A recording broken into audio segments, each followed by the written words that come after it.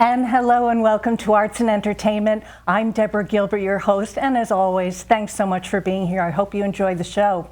Well, we're going to highlight the Westbrook Garden Club, and Deborah Ree and Rachel McNellis are my guests today. And Deborah and Rachel, so Hi. nice to have you. Thank you for coming to the station. Well, thank you for giving us this opportunity. It's wonderful to have you. Thank you. Thank you. What I like to do is always enlighten the viewer about my guests before we get started. So let's kind of take them back into your background. Deborah, let's start with you. Tell us about yourself.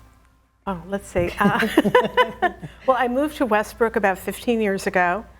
Previously lived in central Connecticut, and I've always been interested in gardening. My mother was a great gardener. My grandmother was a great gardener, and that's why I joined the garden club. I worked in, I was a teacher for a while, in my career. And then I worked for the phone company in Connecticut for 25 years. And I also have a daughter that lives in Westbrook, and am married to my wonderful husband, John. How about you, Rachel? Well, I moved to Connecticut the first time in 1985 for 3 years, moved away for 2, came back because we loved it. Lived in Madison for about 28 years. And then my husband and I downsized and moved to Westbrook about 8 years ago. And, it's a wonderful way to meet people. I always wanted to be a member of a garden club. I've gardened my whole life. Like Deb, my mother was a wonderful gardener. And I think you just pick that up intrinsically if you're interested. So I joined the club, and it was such a welcoming atmosphere. I met a lot of very friendly people. It was a very relaxed club and didn't have a lot of rules that, you have to follow to participate. So that's how I got involved. Did you find when you were young that gardening and flowers and everything, and we'll talk about what exactly a garden club means, but did that mean something to you as a child? I think it did. My mother was gardened a lot. She had a beautiful garden, and she would take me out there and walk around, and we would, she would point out the plants and the names of the plants. And I don't remember having to do a lot of weeding for her, though one of my brothers recently mentioned the fact that he hated gardening because he always had to weed for my mother, but I don't remember that. So it must have been a pleasant experience. And then as an adult owning my own homes, it's always been important to me to make the outside look good. And that's where I got involved in gardening. Is that when you thought that you would decide to pursue if indeed there was a garden club in the area? Yes, once I retired and we moved to Westbrook, and like Rachel, I was looking for how to get involved in the community, and the garden club was part of my interests. And again, they were very welcoming. It was a wonderful group of women, and I had interesting speakers, and they were very active, and so it's been a great experience for me.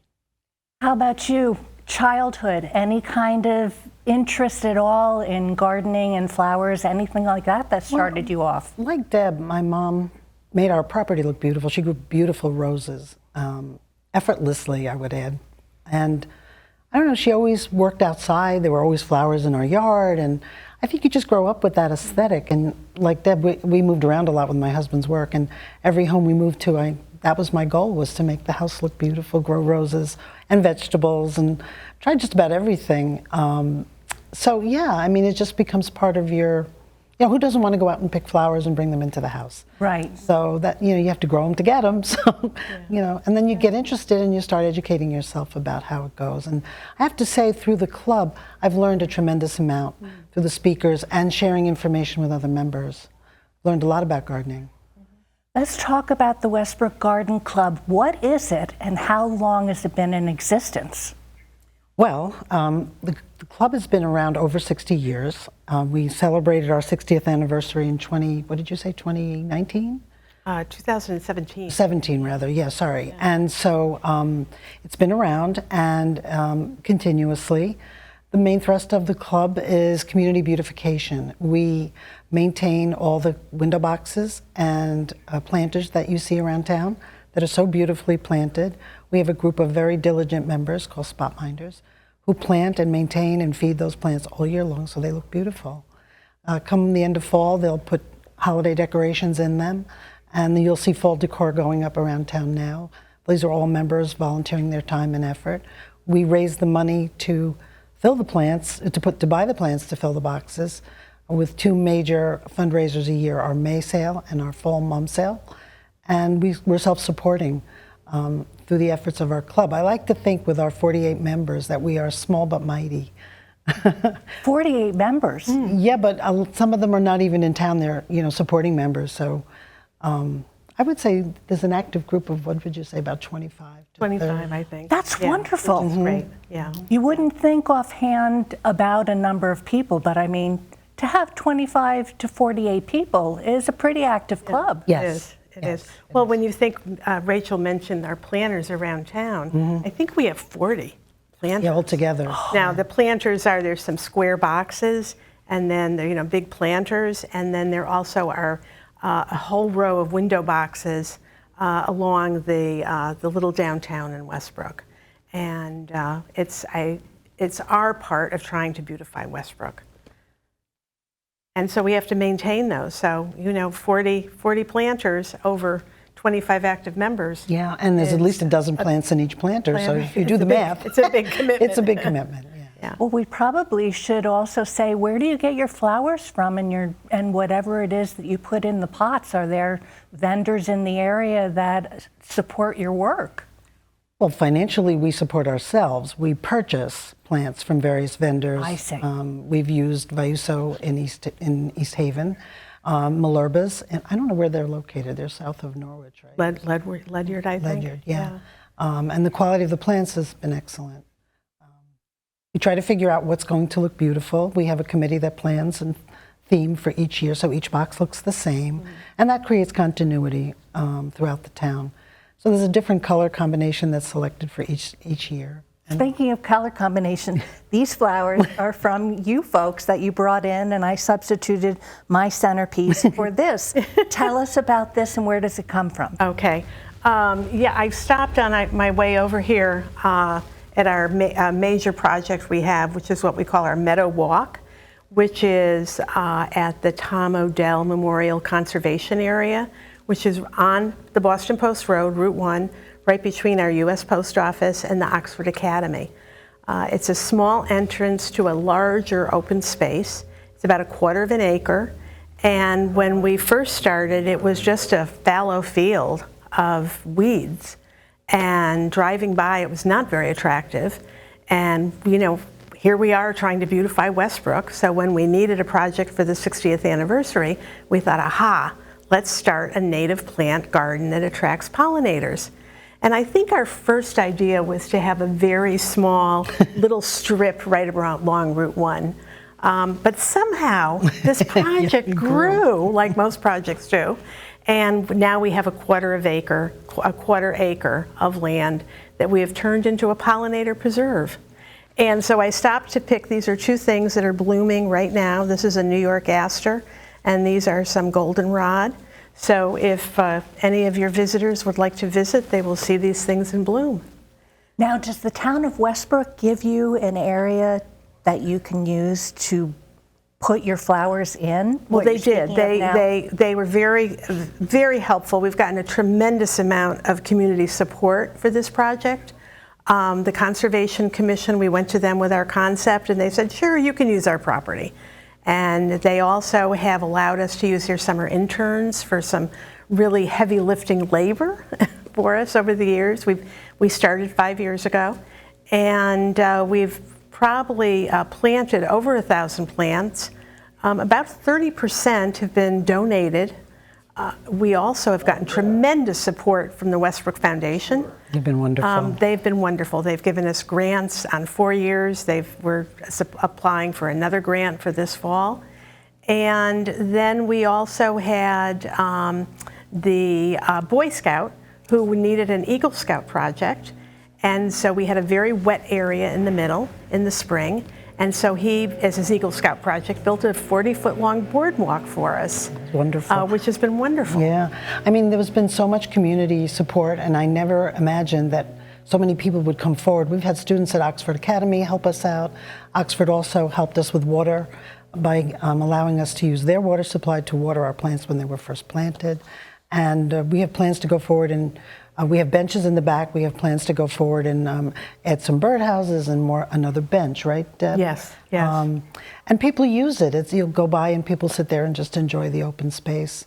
I want to point out that both those plants right there are native pollinators and are very important to our community of pollinators and birds and butterflies. And we're trying to connect to the Pollinator Pathway program that's involved in, I don't know how many towns are now on it, but all along the shoreline, we are urging our members to become members of the Pollinator Pathway. And you can sign up and do that very easily through their website.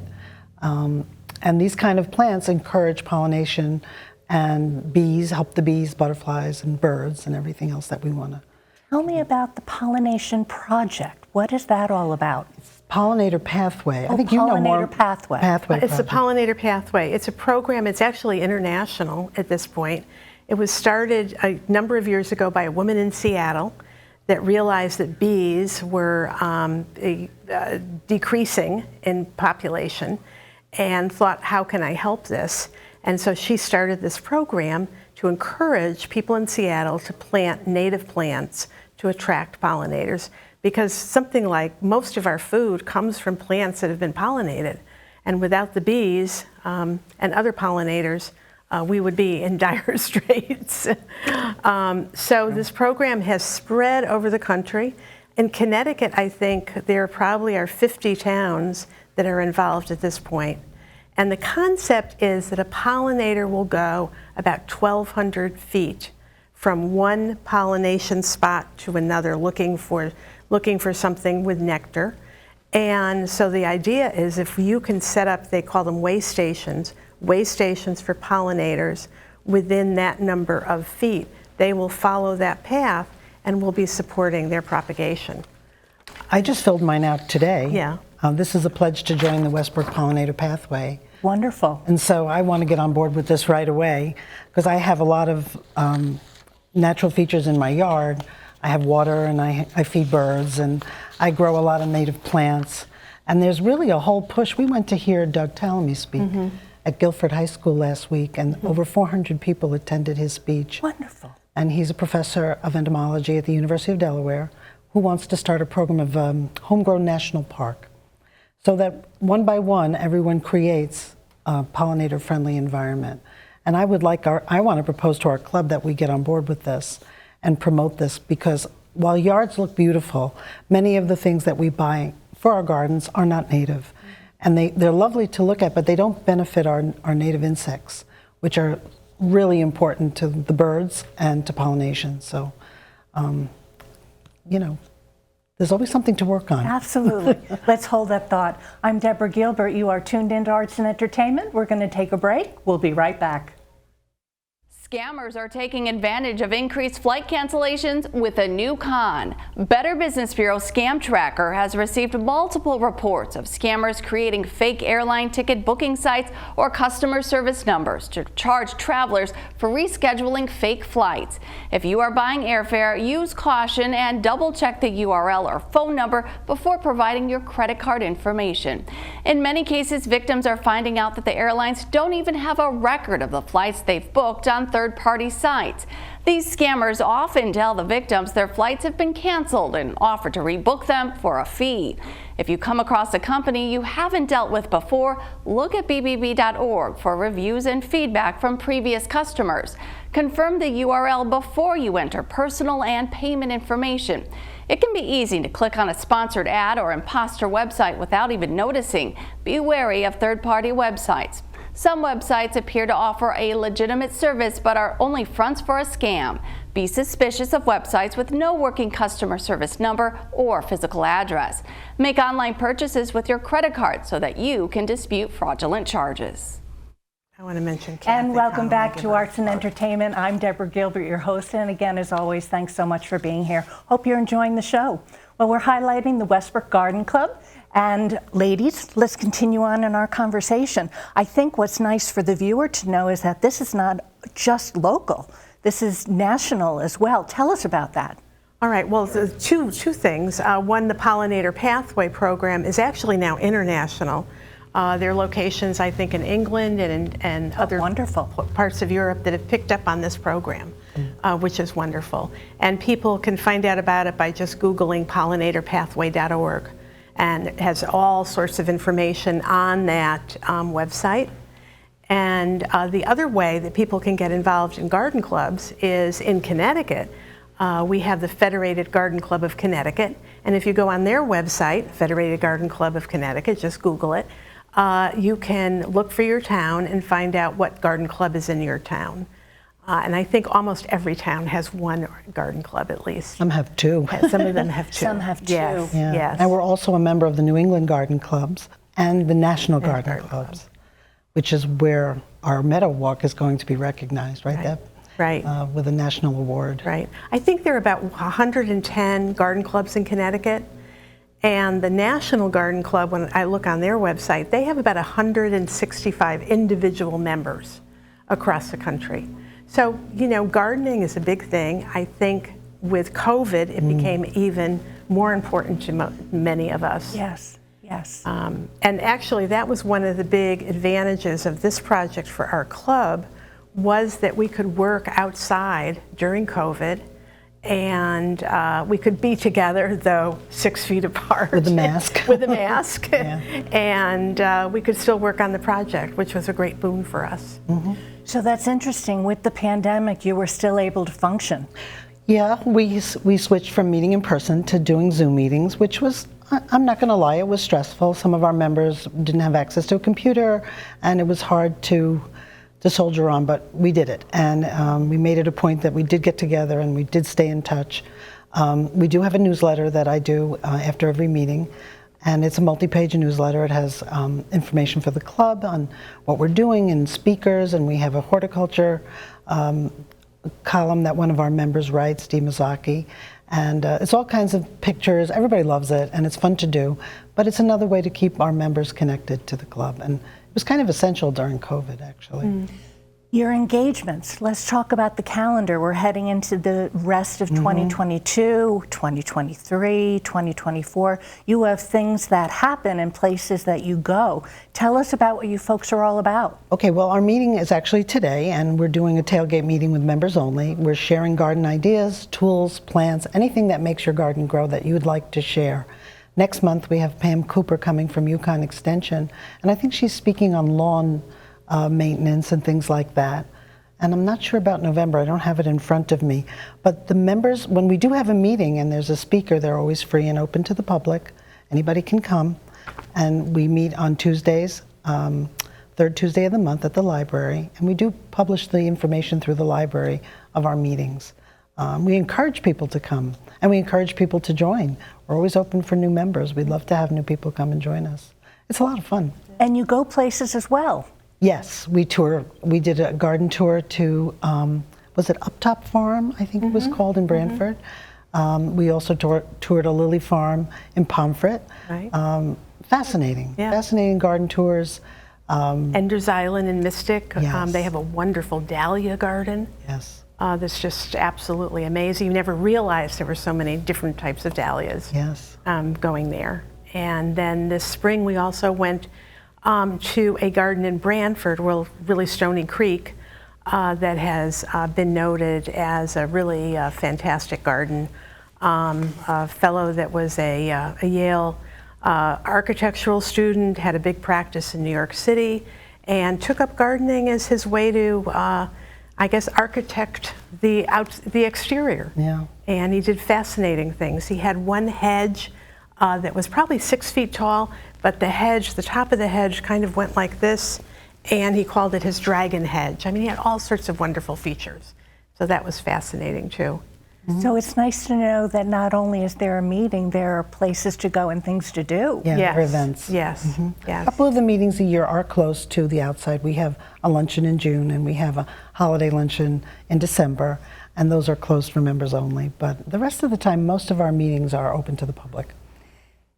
What is behind us is what you have made, Rachel. Yes. And we may not be able to see it directly on camera, but it is something that is hanging, and you folks brought it for the show. Tell us about it. Well, sure. For our 60th anniversary, I wanted to create something permanent, and we had an opportunity to set up a display at the library. And I thought, wouldn't it be nice to incorporate the sea, which is the blue, and flowers? So I downloaded our logo, which is right in the center, and I created this little quilt. And you are a quilter. Yes. I belong to a quilt group. I do. That makes quilts for women's shelter. So we donate quilts. We've probably donated over 300 quilts at this point. It's wonderful. Yeah, it's a lot of fun, and it's a nice wonderful. feeling to do something for someone else. Did your quilting background give you the thought process that you wanted to do something like that for the garden club? Yeah, it did. I mean, that's what I enjoy doing, and I thought, well, create something a little permanent.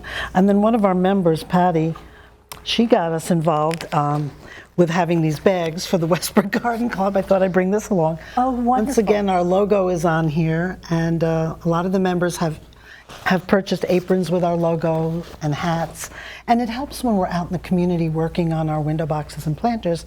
People know who we are, and they usually approach us and say thank you for the work that we're doing, which is really nice. Speaking about your logo, did you have somebody, or did all of you brainstorm as to what your logo you wanted it to look like?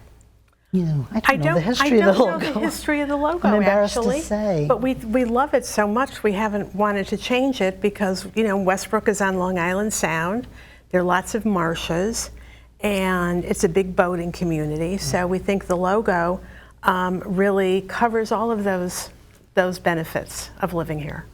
So I think it's perfect for us. I think it's beautiful. Thank you. I need to really kind of take a look at it. You have all different pieces that are in there that really show the shoreline. Mm-hmm.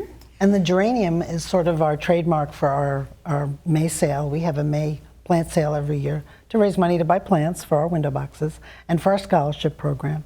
That's our big sale. And then we have our fall mum sale that we just recently completed. What's really important to me, as I always say in all of my shows, is the viewer. And there are probably a viewer or two or many that are interested in becoming involved in the club. How would somebody be able to get in touch with you to be able to become a member? That's a good question. And I'm gonna... Or even talk to somebody about what you folks are all about. Right, right. Well, we do have an email address. Which I have to look up. This is our yearbook, by the yes. way. You can contact us at westbrookgardenclubct@yahoo.com. Oh, there you go. Yes, and we also have a Facebook page, We do. which is Westbrook Garden Club, Westbrook CT Garden Club. Yes. Yes, yeah. So- So both of those ways are good ways to get in So touch. somebody in touch. updates the Facebook page. Yes. Yes. We have a social media person that we're on, and we just got on Instagram, so. Oh my goodness. I know, you have to be on folks are social- very advanced. Well, I don't know about that. We're doing the best. We're trying, we're trying. Are there rules and regulations for all of the garden clubs in the state as to what you must do, or are you folks just autonomous and you do what you feel is best for you? That's a good question, good isn't question. It is a good question. I know that I think we all try to follow the mission of the Federated Garden Club, which is pretty similar to ours. It's, you know, to beautify, to educate, to support nature and horticulture. And so if all the clubs follow that within that framework, they really can do many different things. Many of the clubs also are more into than we are is flower design. We don't do that much of that. So some clubs have flower design shows, and that's a very important part of their garden clubs. Mm-hmm. But we all vary quite a bit. And some specialize in one thing or another. Mm-hmm. Last spring we did a project with Daisy Ingram School and helped them upgrade their garden a little bit. We got a grant wonderful. from the Westbrook Foundation to, they had wooden gardens, you know, raised beds that had kind of rotted away. Mm-hmm. So we were able to purchase some new nice aluminum gardens, and we had the kids involved. They had a blast. They loved it. They planted, they swept, they cleaned, they watered, they had a great time. And I hope to be going back this fall to do a little bit more work with them. And I hope this fall that they come down to the Meadow, which is just down the driveway from the elementary school, and come and pick and collect some seed heads, and see if they can grow something from those. I think that would be a great cross-fertilization. Well, and link them to the Pollinator Pathway to the program. Pollinator It's got a Pathway really program. nice synergy to it because Yeah. it all kind of goes together. Yeah. Good question. Are people able to pick what they find in your Meadow? Meadow Walk. project? We ask them not to. Okay. Because we want what's there to be enjoyed by all. So we would prefer that people don't come and pick flowers. Yes. It's not a free-for-all. Yes. They can enjoy also, it. they drop seed heads and they propagate. Yes. So, if you pick the flowers, you take the seeds with you. And Right. then we love volunteer plants in our garden. It fills up the whole garden. So the more plants you have, the less weeds you have. So, But there's a very active group on Thriving Thursdays that Thriving Thursdays. has maintained the garden. Growing a meadow sounds simple, but it isn't. It's a very lengthy process, and maintaining it is even more labor intensive. And we have a group of very hardy volunteers who met every Thursday morning, right? Mm-hmm. And weeded the garden and took care of it, the meadow, and that's why it looks as pretty as it does. Right. Well, we're running out of time. Any closing thoughts for the viewer? I would say if you're interested in gardening, please join us for our free speakers. But if you really would like to join the club, we'd love to have you join us. Right. Men and women are welcome. Yeah. Oh, men too. Good. Absolutely. And if you live somewhere else, to look online for your local garden club and to join that and check it out. Well, ladies, thank you so much for being here. I appreciate it. Thanks for having us. All right. And for anybody who's interested in being a guest or who might like to volunteer in the program, please contact me. I'm at artsandentertainment@mail.com. Well, you've been tuned in to Arts and Entertainment. I'm Deborah Gilbert. Thanks so much for being here today. Hope you have a super day. I'll see you next time.